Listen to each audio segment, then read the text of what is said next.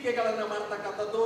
ಹಿಂದೆ ಜನಸಂಘದಿಂದ ಹಿಡಿದು ಅಟಲ್ ಬಿಹಾರಿ ವಾಜಪೇಯಿ ಅವರು, ಲಾಲ್ ಅದ್ವಾನಿ ಅವರು, ಇವತ್ತು ನರೇಂದ್ರ ಮೋದಿ ಅವರು, ಅವರ ಒಂದು ನಡವಳಿಕೆಯಿಂದ ಜನ ಇವತ್ತು ದೇಶಕ್ಕೆ ಯಾಕೆ ಇಂಥ ನಾಯಕತ್ವ ಇರ್ಬೇಕಂದ್ರೆ ಅವರ ನಡವಳಿಕೆ, ಅವರ ಮಾತು. ಇವತ್ತು ಕಾಂಗ್ರೆಸ್ ನಾಯಕರು ನೋಡ್ರಿ ಯಾವ ರೀತಿಯಿಂದ ವೈಯಕ್ತಿಕವಾಗಿ ಟೀಕೆಗಳು ಮಾಡೋದು, ಇಲ್ಲ ಸಲ್ಲದ ಆರೋಪಗಳನ್ನು ಮಾಡೋದು, ಸಮಾಜದ ಮಧ್ಯೆ ಸಂಘರ್ಷಗಳನ್ನು ಹುಟ್ಟಾಕೋದು, ಭೇದಗಳನ್ನು ಸೃಷ್ಟಿ ಮಾಡ್ತಕ್ಕಂಥದ್ದು. ಯಾವ ಬ್ರಿಟಿಷರು ಈ ದೇಶವನ್ನು ಆಳಬೇಕಾದ್ರೆ ನಮ್ಮ ಮಧ್ಯೆ ಒಡಕನ್ನು ಸೃಷ್ಟಿ ಮಾಡಿ ದೇಶ ಆಳಿದ್ರು, ಅದೇ ಮಾನಸಿಕತೆಯನ್ನು ಹೊಂದಿರತಕ್ಕಂಥ ಕಾಂಗ್ರೆಸ್ ಪಕ್ಷ ಇವತ್ತು ಜಾತಿ ಸಮಾಜದ ಮಧ್ಯೆ ಒಡಕಲ್ಲಿ ಉಂಟು ಮಾಡಿ ಆಡಳಿತ ಮಾಡಬೇಕನ್ನುವಂತ ಅವರ ಕುತಂತ್ರ ಅದು ಫಲಸಂಗಿಲ್ಲ. ಕಳೆದ 10 ವರ್ಷದಲ್ಲಿ ಜನ ನೋಡಿದಾರೆ, ನೀವು ಏನೇ ಕುತಂತ್ರ ಮಾಡಿದ್ರು ಅದು ಆಗೋದಿಲ್ಲ. ಇತ್ತೀಚೆಗೆ ನಾವು ನೋಡ್ತಾ ಇದೀವಿ ಕೆಲವು ನಾಯಕರ ಒಂದು ಹೇಳಿಕೆಗಳನ್ನ, ಯಾವ ರೀತಿಯಿಂದ ನರೇಂದ್ರ ಮೋದಿ ಅವರ ಬಗ್ಗೆ ಟೀಕೆಗಳನ್ನ ಮಾಡ್ತಕ್ಕಂಥದ್ದು. ಒಬ್ಬ ಮಂತ್ರಿ ನರೇಂದ್ರ ಮೋದಿ ಅವರ ಬಗ್ಗೆ ಮಾತಾಡಿದ ನೀವು ಕಪಾಳ ಕೊಡಿರಿ ಅಂತ ಅಂತಾರೆ. ದೇಶದ ಪ್ರಧಾನಮಂತ್ರಿಗಳ ಬಗ್ಗೆ ಅಗೌರವದಿಂದ ಮಾತಾಡ್ತಕ್ಕಂಥದ್ದು, ದೇಶದ ಗೃಹ ಮಂತ್ರಿಗಳ ಬಗ್ಗೆ ಗುಂಡಾ ರೌಡಿ, ಒಬ್ಬ ರಾಜ್ಯದ ಮುಖ್ಯಮಂತ್ರಿ ಮಗನಾಗಿ ಮಾತಾಡ್ತಕ್ಕಂಥ ಮಾತು, ಒಬ್ಬ ರಾಜ್ಯದ ಮುಖ್ಯಮಂತ್ರಿಯಾಗಿ ಮಗನಾಗಿ ಮಾತಾಡ್ತಕ್ಕಂಥ ಮಾತು. ಹಿಂದೆ ಶಾಸಕರಾದಂಥ ವ್ಯಕ್ತಿ ಇವತ್ತು ನಮ್ಮ ದೇಶದ ಗೌರವಾನ್ವಿತ ಗೃಹ ಮಂತ್ರಿಗಳ ಬಗ್ಗೆ ಯಾವ ಭಾಷೆ ಪದ ಪ್ರಯೋಗ ಮಾಡ್ತಾರಂತ ಅನ್ನೋದ್ರ ಬಗ್ಗೆ ಜನ ನೋಡ್ತಾ ಇದ್ದಾರೆ ಇವತ್ತ. ಹೀಗಾಗಿ ನೀವು ಏನೇ ಕುತಂತ್ರ ಮಾಡಿದ್ರು ಕೂಡ ಆ ಕುತಂತ್ರ ಫಲಸಂಗಿಲ್ಲ.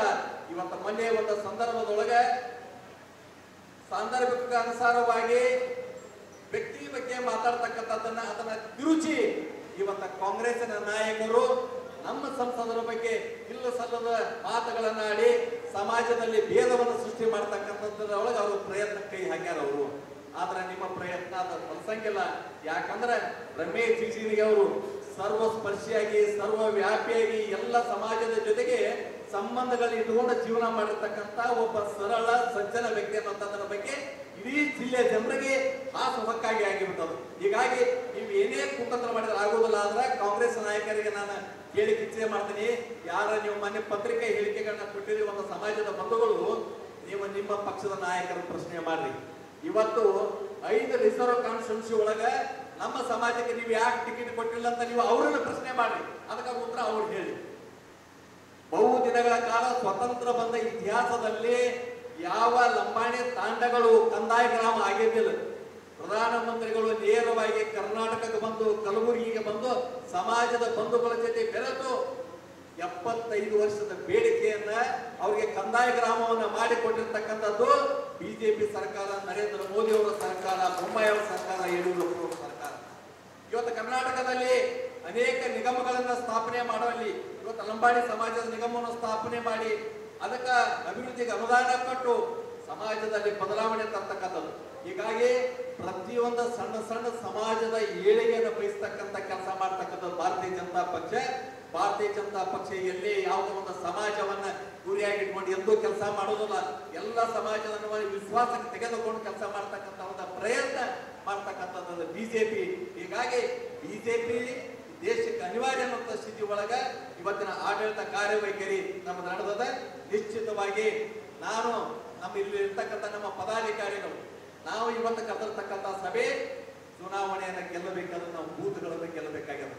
ನಾವು ಬೂತ್ಗಳನ್ನು ಗೆಲ್ಲಬೇಕಾದ್ರೆ ನಮ್ಮ ಬೂತ್ನಲ್ಲಿ ಇರ್ತಕ್ಕಂಥ ನಮ್ಮ ಬೂತ್ ಸಮಿತಿ ನಮ್ಮ ಭೇದ ಪ್ರಮುಖರನ್ನ ಸಕ್ರಿಯಗೊಳಿಸಿ ಅವ್ರನ್ನೆಲ್ಲರೂ ವಿಶ್ವಾಸಕ್ಕೆ ತಗೊಂಡು ಮಾಡಿರ್ತಕ್ಕಂಥ ಅಭಿವೃದ್ಧಿ ಕಾರ್ಯ ಯೋಜನೆಗಳನ್ನ ಮನೆ ಮನೆಗೆ ಪ್ರತಿಯೊಬ್ಬರ ಮನೆಗೆ ತಲುಪಿಸ್ತಕ್ಕಂಥ ಕೆಲಸ ಮಾಡಿ ನಮ್ಮನ್ನ ಸಂಘಟನಾ ಶಕ್ತಿ ಭಾರತೀಯ ಜನತಾ ಪಕ್ಷ ಯಾವತ್ತೂ ಒಂದು ವಿಭಿನ್ನವಾಗಿ ಆಲೋಚನೆ ಮಾಡ್ತದೆ.